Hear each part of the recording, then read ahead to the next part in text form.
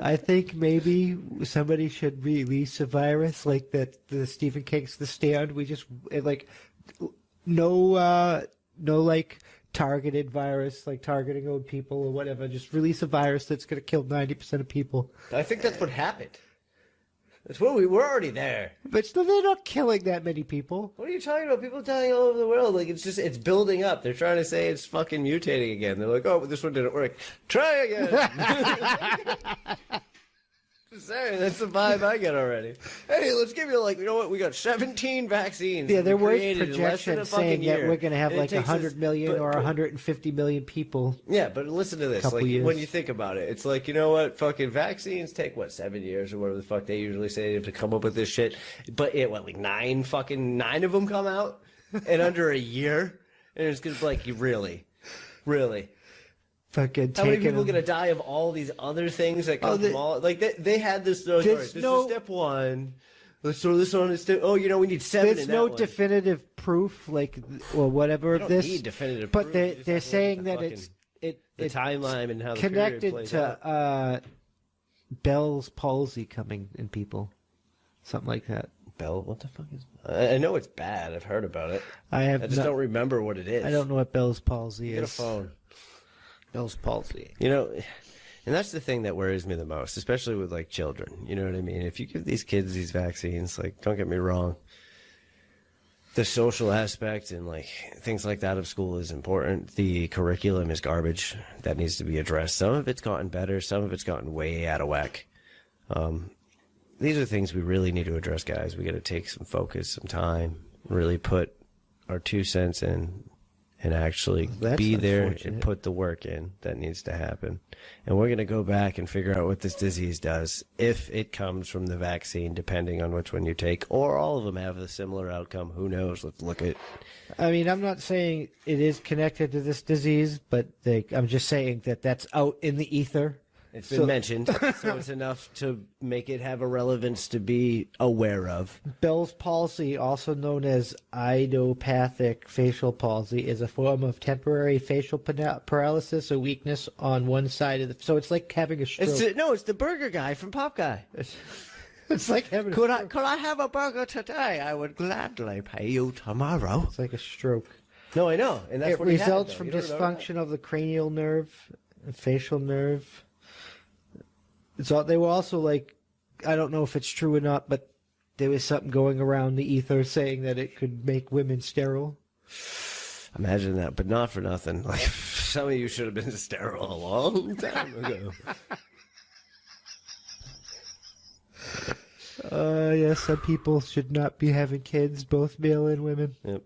Some things just should never happen. But it's, hey, we all, I guess, as Americans, in our right to freedom, if people actually care about that anymore, you can do these things. I think people do, but they're not willing to sacrifice. The only time that, like, sometimes it happens and, like, you're like, okay. And then you see the kid and, like, you watch the progression, but the child is a million times better and, like, genetically everything just went right. Whatever went wrong with the others fixed itself this time. Well, the problem is... So, you're missing a chance. They're too privileged and they're too coddled. Like, our homeless people today are more privileged than Rockefeller, one of the richest Americans in our history. Yeah. Because of the way society works and what's, like, technical, like, logical. We are more privileged, even, like, are less fortunate. So our level of, like, people are, like, comfortable and they're not at the point where they're willing to do things like that. So it's going to take suffering. That's going to take until, like, when everything's taken from people and they're starving and they're, like, for them to, like, stand up and do things. Strong men create good times create weak men, create hard times create strong men. Like, it's a vicious cycle, and that works the same for women. Like it's just humans. Like, hard times create strong people that stand up and fix the hard times instead of, like, backing away and slinking away. Good times make weak. And then the good times create weak people because of all the good privileges that they have. They don't have to suffer. They don't have to like work as hard. They don't have to do this many things, and it's just a vicious cycle. Yeah, but what they don't understand is they're coming in, like, and this is where it all becomes like generational, I suppose. Like, you look at this level of people today and how easily triggered everybody is. No matter how comfortable. You mess with a person's Starbucks in this day and age, and you're probably getting in a fist fight. There are people like that out there. So you think... I know. You know, not for nothing, like, if we really wanted shit to, like, instantaneously, like, go off, the internet shut down for one day. One day. Man. Everything would go mayhem. That trans woman, I don't know how the definitions work, but that dude that was trans, like, that he was living his life as a woman, and GameStop, and they were like, yeah, we could do that, sir. And he was like, it's ma'am. Like, remember that guy? He was all over the internet. It's fucking ma'am. Like, just like, it's ma'am. Thank you. Have a nice day. That's how that should look. You know why he gets so fucking irate?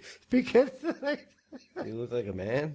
Like the homeless person, right? No, it was just some guy at GameStop.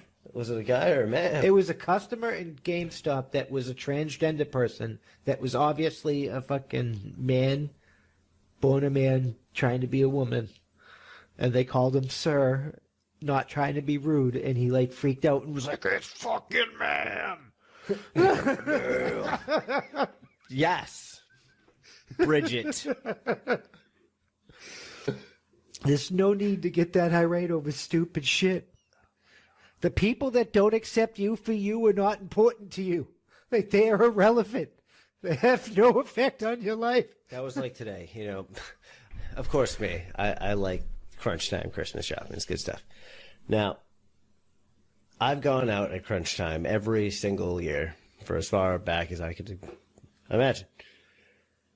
I've seen a lot of, you know, you get the bell peoples ringing their bell. Some are dressed like Santa Claus. Some you get some elves, usually just old people. Sometimes the weird guy, look kind of scary, but you feel bad, so you throw something in the bin. But this year, this is probably the funniest thing. Like, there was one, she kind of looked like a gremlin, but this is the person herself. But that wasn't the part that made it amazing. The part that made it amazing was dancing next to her was a unicorn. But not just like a person dressed as a... No, I'm talking like the full air inflatable unicorn outfit. Like dancing in the middle of the wall. So is it like one of those wacky... Yeah, it was like that. And I'm like, wow. And they like got their bells and they like jiggling and shit. I'm like, wow. I'm like, all right, the gremlin and the unicorn. That'd be a good movie. Oh, man. Yeah, we're fucking making fun of people, but that's comedy. That's how you make fun of people. People make fun of me. Just don't take it so seriously. Don't get so fucking butthurt. It was awesome. I'm sorry. Like, and people take it as like making fun. No, it's like sometimes situations just work out like that. Everything in the world is some form of art or acceptance to people. Now, whether you take it as an insult or not, to that person, that moment was... It was perfect. It was priceless. It was sealed.